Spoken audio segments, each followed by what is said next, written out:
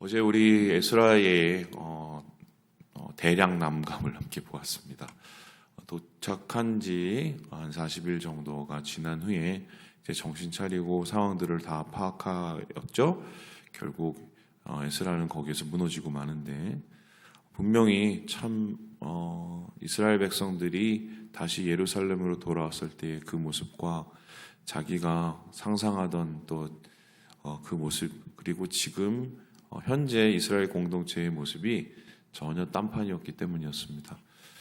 그렇게 어려운 길을 오면서 또 어려운 성전 건축을 하고 또 어렵게 그것을 다 이겨냈는데, 세대가 한 두 번 정도 바뀌고 나서는 그 신앙의 모습이 이제 전혀 나타나지 않고 오히려 다른 주변 민족과 다를 바 없는 삶을 살고 있는 것을 보면서 이제 마음이 무너지게 되는 거죠.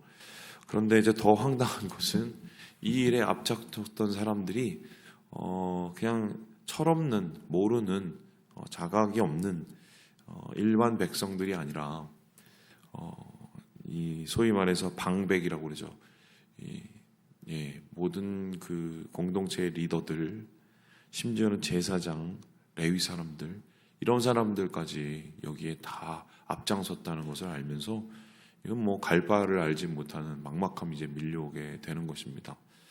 그래서 그때 이제 에스라는 무릎을 꿇고 한참 동안 넋을 읽고 하나님 앞에 엎드려 있다가 어제 6절부터 이제 하나님 앞에 기도를 시작합니다.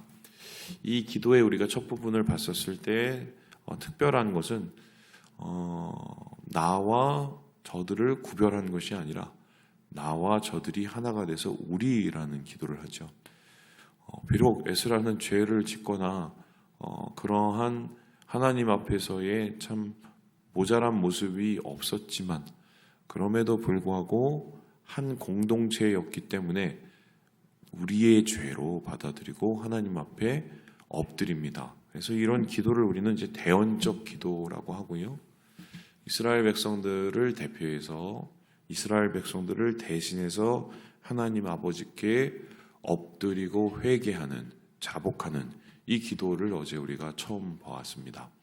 오늘 그 기도는 이제 조금 더 발전해서 이스라엘 백성들 가운데 들려지게 되는데, 흥미로운 게 오늘 이 기도가요, 한번 잘 보면요, 이게 설교인지 기도인지 되게 애매한 상황이 보여집니다. 왜냐하면은 뭐 이렇게 한번 볼까요? 우리 함께 9절의 말씀을 읽어보도록 하지요. 시작.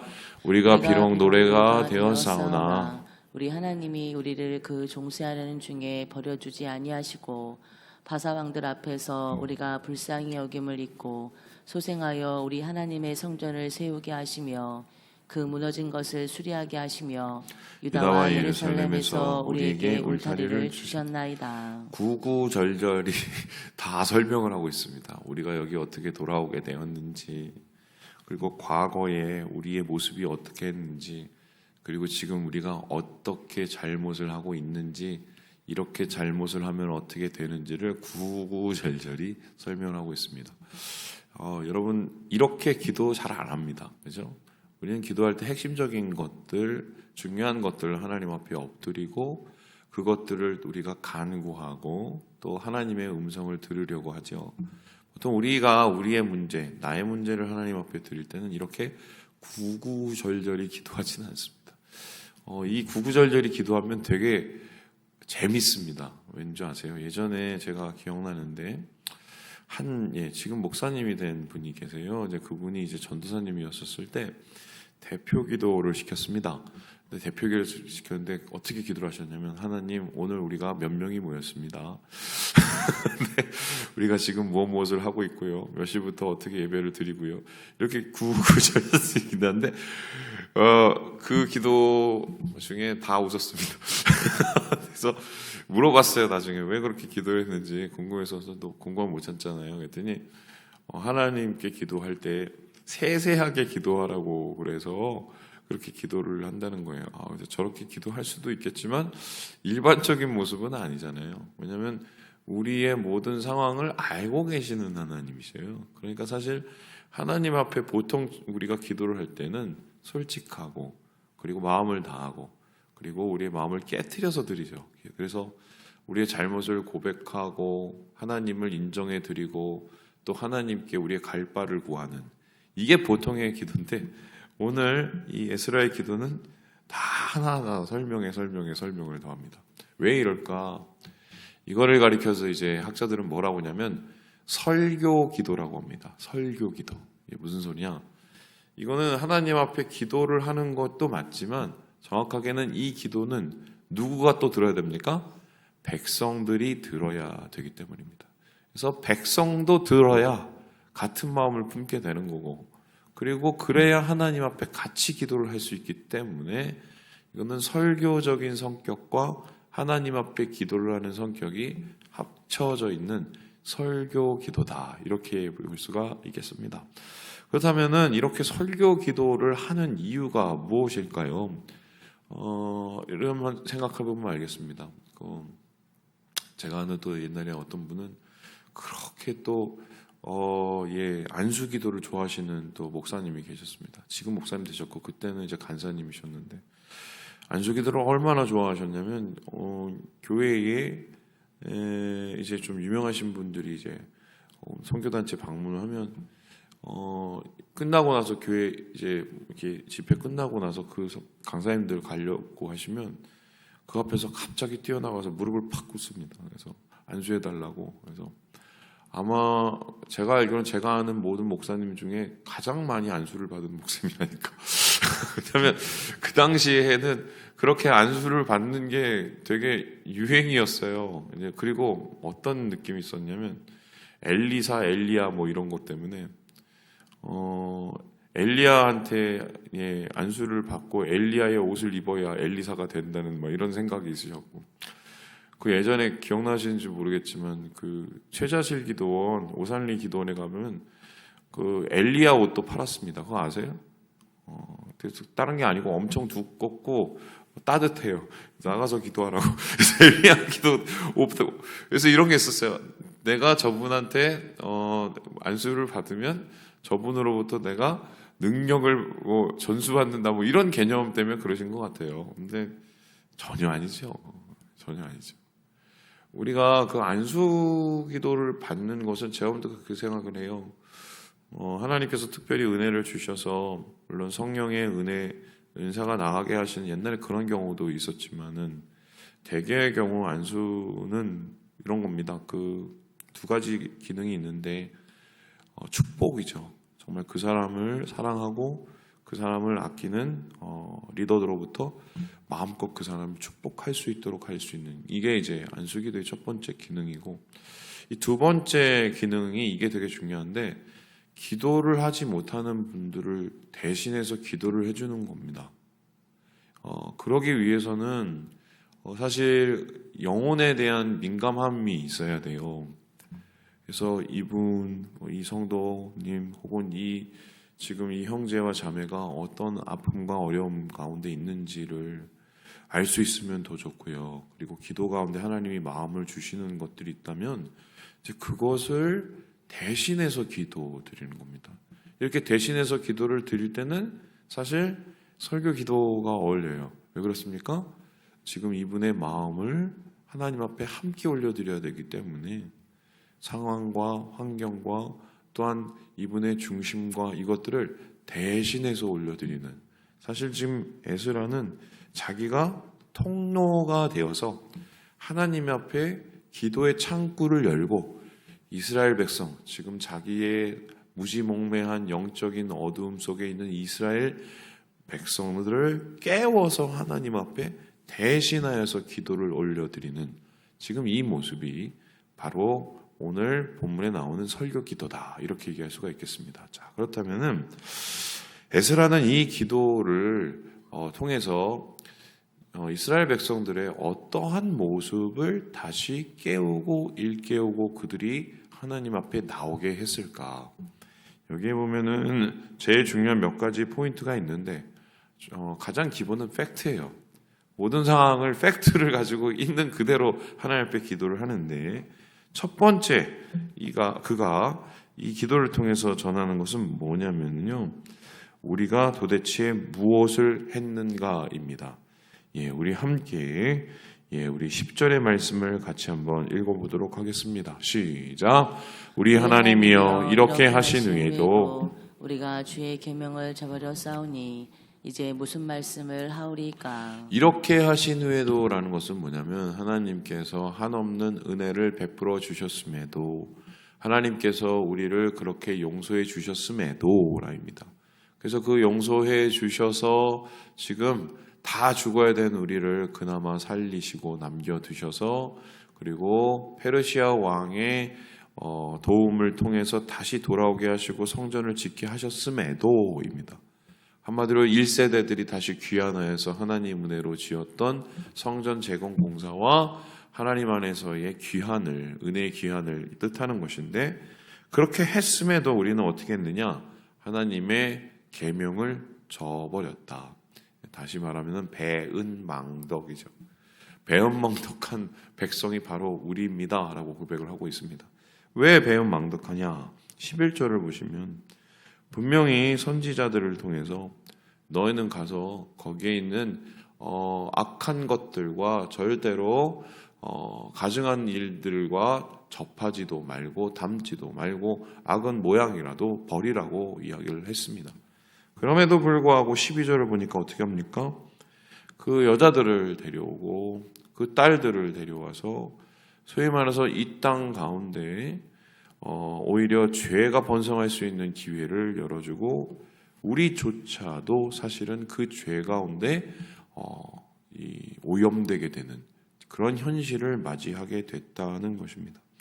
그렇다면은 우리가 이러한 죄를 졌으면 어떻게 될까? 여기에 대해서 또 팩트를 얘기해 주고 있는데요. 우리 함께 14절의 말씀을 같이 한번 읽어보도록 합니다. 시작. 우리가 어찌 다시 주의 계명을 거역하고 이 가증한 백성들과 통혼하오리까. 그리하면 주께서 어찌 우리를 멸하시고 남아 피할 자가 없도록 진노하시지 아니하시리까. 다 끝난다는 거죠. 끝장난다는 겁니다. 이미 우리가 하는 행동과 우리의 모습을 보면은 하나님께서 다시 멸하시고 이 땅에서 쫓아내도 할 말이 일도 없다는 소리입니다. 그래서 우리는 지금 하나님 앞에서 말 그대로 또 다른 멸망과 또 다른 절멸을 지금 향해 달려가고 있는 그러한 말도 안 되는 상황을 우리가 지금 저지른 것이다 라고 하나님 앞에 있는 그대로 고백하고 백성들에게 있는 그대로 고발을 하고 있는 거죠. 결국 이러한 상황 속에서 이 말을 들어서 마음이 변화되면 이스라엘 백성은 사는 것이요. 아니면 이스라엘 백성은 죽는 겁니다. 지금 어떻게 보면은 에스라는 그러한 굉장히 엄중한 상황과 엄중한 결단을 눈앞에 두고 백성들 앞에서 이 기도를 올려드리게 되는 건데요. 자, 그렇다면은 이런 기도의 끝이 어떻게 끝날까? 우리 같이 15절도 읽어보도록 할까요? 같이 15절 읽어보겠습니다. 시작. 이스라엘의 하나님 여호와여 주는 의로우시니 우리가 남아 피한 것이 오늘날과 같사옵거늘 도리어 주께 범죄하였사오니 이로 말미암아 주 앞에 한 사람도 감히 서지 못하겠나이다 하니라. 결국 이제 하나님 앞에 완전히 엎드림을 통해서 죄를 자복하고 하나님의 은혜만을 다시 구할 수밖에 없는 현실을 있는 그대로 주님 앞에 그리고 백성들 앞에 나타내고 있습니다. 어떻게 보면 이것을 들으면서 이 백성들의 반응은 여러 가지를 상상해 볼 수 있겠지만 우리가 정말 그랬어? 라고 생각했을 가능성이 있습니다. 왜냐하면은 그 전까지의 에스라가 엎드려서 기도하고 막 회개하고 그 모습을 보면 그냥 지켜보고 앉았거든요. 근데 에스라가 이렇게 정말 마음을 다해서 마음을 찢으면서 기도를 할 때 내일 보시면 알겠지만 백성들이 갑자기 웁니다. 그리고는 이게 뭔가 통해요. 그리고 그들이 야, 내가 진짜 잘못하고 있다는 것을 깨닫게 됩니다. 그럼 사실 이 기도는 성공인 거죠. 왜냐하면 이 기도를 통해서 영적으로 완전히 죽어 있고 깨닫지 못하는 백성들의 그러한 영적 시각을 열어주게 된 겁니다. 그리고 자기 자신이 얼마나 엉망진창인지를 보여주고 이들이 다시 결단하고 돌아올 수 있도록 그러한 계기를 마련하는 이 기도가 바로 에스라의 대언적인 그리고 설교적인 기도다. 이렇게 볼 수가 있겠습니다. 저는 이 기도가 오늘날 어느 때보다 필요한 시기라고 생각을 합니다. 작고하신 옥 목사님께서 돌아가시기 전에 노회에 나와서 하신 말씀이 있었습니다. 그걸 참 보면서 여러 가지 생각이 있었는데 그때 그 얘기를 하셨어요. 내가 지금 생각하니 너무 후회가 된다고. 뭐가 후회가 되느냐. 하나님께서 기도하고 또 말씀 준비하는 가운데 주시는 말씀들이 있으셨대요. 근데 그 말씀들이 이제 대부분 듣기 싫은 말씀이었대요. 한마디로 죄를 얘기하시고 또 하나님께서 우리가 회개할 것을 말씀하시고 이런 말씀들이었대요. 그런데 그런 말씀들 전하면은 어떤 반응이 나올까요? 듣기 싫은 소리 하면은 누가 좋아합니까? 그것도 하루 이틀이지 그런 설교를 계속 해본다고 한번 생각을 해보세요. 그러니까 오카노 목사님이 어느 순간 타협을 자기가 했대요. 본인이. 그러면서 해야 될 설교를 접고 성도들이 좋아하는 설교를 하고 돌아보니까 이게 진짜 죄였다고 이런 고백을 제가 그때 들었던 적이 있습니다. 근데 사실은 참 그 고백은 목사님들의 대부분의 고민일 거예요. 네. 제가 솔직히 말씀드리면 뭐 이 방송을 또 들으시는 분도 뭐 어쩔 수 없겠죠. 제 진짜 고민이 그런 겁니다. 지금도 해결이 안 나요. 어떤 고민이냐면 어떤 A라는 성도님이 계세요. 또 B라는 뭐 어떤 임직자가 있어요. 기도를 막 하고 그럴 거 아닙니까? 어떤 상황 속에서 하나님께서 마음 주시면 이제 그러면 하나님께서 질책하시고 또 거기에 대해서 분명히 얘기하시고 이런 음성을 주세요. 이제 그러면은 그때부터는 진짜 고민이 됩니다. 이거를 전달을 해야 되나 말아야 되나. 근데 저는 무슨 일인지 모르죠. 근데 확실한 거는 이런 상황 속에서 이분이 돌이키시지 않으시면은 그 끝이 어떻게 된다는 건 우리가 잘 알잖아요, 사실은. 그래서 목회자로서 예전에는 그거를 하나님 말씀하시면 그대로 딱 얘기를 했거든요. 근데 죄송한데 남아있는 분이 없어요. 솔직히 말씀드리는 거죠, 솔직히. 그 말씀을 이제 진짜 막 마음 먹고 기도를 하고 이렇게 가서 말씀을 드리면 남아있는 분이 없어요. 그래서 그 다음에 좀 회의감이 들더라고요. 내가 이거를 얘기하면 이분이 교회를 나가시면 만약에 모르겠어요. 다른 교회 다니시면 그나마 다행인데 아예 교회를 나가시면 이게 잘하는 건가 이런 생각이. 그래서 요즘에는 기도를 뭐 그런 일 있으면 더 하다가 정 안 되면 하나님 앞에 그냥 맡겨드리거든요. 이건 이거 하나님이 하셔야지. 그러다가 정말 하나님께서 이제 강하게 저를 질책하시고 그러면 어쩔 수 없이 제가 말씀을 전하는데 결과는 다 안 좋아요. 저는 아직도 이게 좀 질문이에요. 진짜 질문이에요. 이런 경우를 어떻게. 그래서 제가 오죽했었으면 그 목사님들 중에 저희 선배 목사님들한테 이런 얘기를 몇 번을 이제 질문을 한 적이 있어요. 어떤 분들한테. 그러면 거의 동일하게 얘기하시는 게 그래봤자 다 소용없더라. 다 이렇게 얘기를 하시니까 모르겠어요. 저는 아마 이 고민을 계속해 나갈 텐데 제가 무슨 말씀을 드리려면 들을 수 있는 게 깨달을 수 있는 게 그게 은혜예요. 사실은 안수받아서 능력받는 게 은혜가 아니라 정말 하나님의 음성을 듣고 깨닫고 반응하고 엎드릴 수 있는 게 그게 은혜입니다. 사실은 아마 오늘 예스라가 이렇게 통곡하고 기도하기까지 엄청난 고민과 엄청난 기도와 무릎이 있었을 것이고요. 또 이 끝에 이렇게 하나님께서 좋은 결과를 주신 것도 또 하나님께서 때가 되어 이 백성들을 이끌기 위해서 그러신 것이 분명하다고 저는 생각합니다. 예, 말씀을 마칩니다. 우리 사랑하는 여러분, 주님의 복도 받아야 되지만 우리가 깨닫는 은혜도 누려야 됩니다. 기억하시고 오늘 하루 주님과 함께 동행하시며 하나님의 길을 함께 걸어가시는 우리 모든 형제 자매들 되시길 주님의 이름으로 축원합니다.